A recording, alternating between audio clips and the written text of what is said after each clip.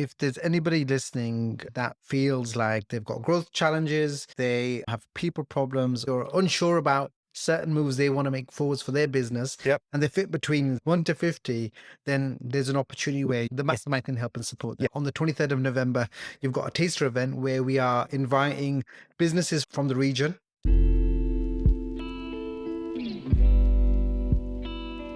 Thanks for joining me. That's okay. Good to see you. Tell me about, in a couple of weeks, there's, I believe, a taster mastermind that you and Paul have set up. So I'd love for you to tell me a little bit about that. Before we get into the thick of it, tell me who the mastermind is for. Tell me what the mastermind is about. Right. So our focus from the To Be Honest Mastermind is on owner-managers of small businesses. And that ranges from being on your own, one-man band, all the way through to somebody who probably employs up to 50 employees. So the characteristics are they outwork in the business a lot of the time. They're the owner manager, to the point where often they work 150% of their time in the business and never work on the business. So it's those sorts of people, predominantly involved in the service sector, but then that's the same right across the economy in the UK. It's mostly service sector. Sure. So services. Okay. And just for clarity as well, it's a mastermind, not a networking group. No, not networking. There's no BNI, no early morning referral giving, no testimonial, all this sort of stuff. Okay. It's a safe place where business owners who share a similar positive mindset, a giving mindset, want to help each other genuinely with advice and support and encouragement, so that they each can grow and develop their businesses that support their lives and what they want to do. So it's not all about selling. It can be other aspects of their life and how their business and life interact. They come together about once every 4 weeks in that safe place, so there's no strangers coming in and out, passing through, where people can be vulnerable with their worries and their concerns, or excited about their opportunities, and ask for some guidance or some reassurance or some genuine advice with actions to take from the other mastermind members. So it's very supportive. There's a strong collegiate sense of support, but also a strong sense of accountability. So imagine it, if a good friend gave you some advice about a problem or an opportunity, you'd probably feel obliged to consider it and may even act on some of it. Sure. Just imagine that with a group of 8 to 10 other business owners who have they've opened their hearts out and minds out to help you, and you've done the same to receive it. So put the two together, and then suddenly there's this great pressure in your mind and your heart to That positive energy. go and take some action in your business, which often you can't do on your own, but also actually to do something that people have suggested you do, because you're going to come back and say, what happened? And they're going to say, so what happened next? Did you do it? So there's that pressure to take action and report, because these businesses, they don't have fancy boards of directors. They don't have fancy non-executive directors. The owner manager is often the board themselves. And when you're on your own, or when you're not talking to your employees about what you're doing, you can forgive yourself for not doing anything. And you can procrastinate as long as you want, because nobody's going to pull you up. Yeah, of course. No one there to hold you accountable. No, it's really important. Because the book ends with you. So for our listeners, for the people watching, what's the ideal size of this kind of business that should consider joining? Question 1. Let's go with that first.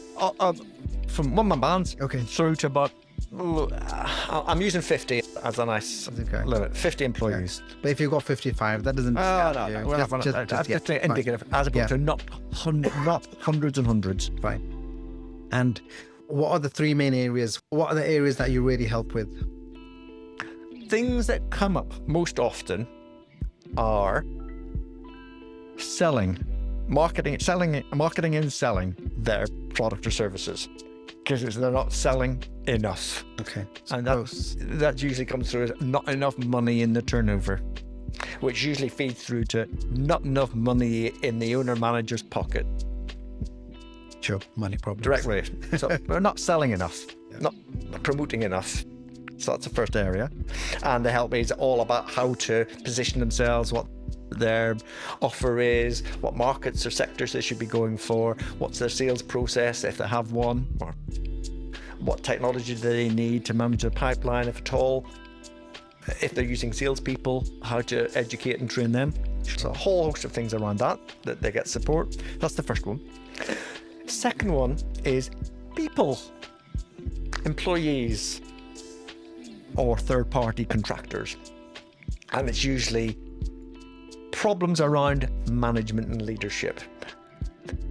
Misplaced expectations between the boss and the team member, or lack of understanding about processes, or there aren't enough processes, or there isn't any management structure, or there's no accountability between employees and the boss. A whole host of people issues. People problems. And it tends to be, so-and-so is doing my head in. Oh, Okay. yeah, fill in the gaps. So people, and again, the help is around one experience from all the other business owners who've all been there as well, or are still in that place. But lots of advice around how to bring greater accountability within the business, how to bring greater structure, the use of standard operating procedures to make tasks repeatable rather than relying on people's memory and goodwill, and generally how to bring better management and leadership into the business. Systems, processes. Yeah, all that good stuff. So that's the second area. And then the third one tends to be what's inside the owner manager's head. Sure. So it tends to be self-confidence or anxiety or worry or concerns about the business. So there's stuff in their head. Where's this business going? Where do I fit into it? What do I want to do with myself? Those sorts of questions. Sure. That are probably the hardest ones to, and the hardest ones for the owner manager to ask in their normal day-to-day work. So they're unlikely to ask or reveal these thoughts in their workplace with colleagues. And they may not want to share these doubts, thoughts, issues, whatever's going inside their head with their family members. Sure. So coming to share with people you trust, who are, interestingly, they're not part of your business, they're outsiders. So they're independent. They're more independent, they can be far more objective, but they're objective with a very positive, genuine desire to help. Yeah. So it's quite a nice mix. And that is a difficult area. That can be a ranging from just giving confidence and reminding people how good they really are, all the way through to having quite personal discussions about what they want to do with their life and their family and where they want to be. Fantastic. Thank you. So if there's anybody listening that feels like they've got growth challenges, they have people problems, or they've just got a bit of personal anxiety or unsure about certain moves they want to make forwards for their business, and they fit between 0 or 1 to 50, you can't be 0, 1 to 50, then there's an opportunity where you can help, and the Mastermind can help and support them. Yes.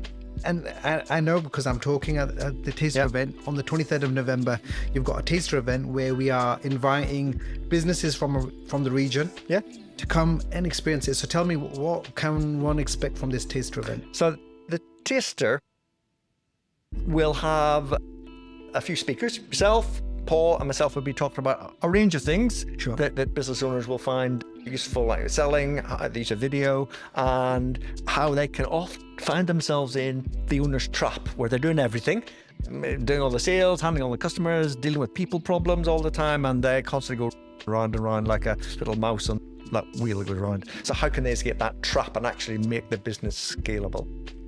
And they also get the chance to either participate in a hot seat process, as in I've got an issue or an opportunity, I need help, or they can help another attendee with their issue or opportunity. And it's quite a powerful and emotional experience, and it's hard to describe in words. Best to experience when you're in the room, but it's an opportunity to see how a group of somewhere between 8 and 10 business owners could get together and help each other genuinely to develop their businesses. Fantastic. We don't want any and every business to come to the taster. No. We want a kind of business that has growth problems, that has a challenge with people, or some kind of personal anxiety aspect. They just doubts or questions in their head. Yeah, we want them kinds of businesses to come to the taster because we believe the mastermind can add a lot of value to their. Yes. Yeah. So if you're just coasting, if you're happy with your lifestyle business or business is good, this isn't a morning out or an afternoon out for some free lunch. It's going to be a waste of their time. Yes, if you're happy with your steady state, don't come. If you want to drive some change in your business and do it in a way where you're not on your own, turn up. Fantastic. Breakfast in the morning, lunch in the afternoon. Pick your morning or afternoon session. Okay, fantastic. For all the other businesses that might not be able to make the 23rd of November for whatever reason, what guidance can you give them as it's coming to the final quarter of the year? And any advice or guidance? If they can't come to the taster, get in the queue for the next one, which will probably be in the new year. I haven't got a date yet. But if they want some technical advice, I would, because of the uncertain times, I would get inside their numbers, especially their margins from their sales, their pipeline, and their costs, so they can make growth decisions with some assurance that they're not about to put their foot in a big hole of excessive expenditure, or coping with the uncertainties of debts or sales falling down. So get your numbers, understand your margins. Sit down, have a look at your numbers. Yeah. Down when you can, and if you have one. Yep. So you can make growth decisions with some assurance and confidence. Yeah. Fantastic. Some great help there. Good. Fantastic. Thank you for your time. That's all right. Yeah. Again. I hope, absolutely. Let's do this again.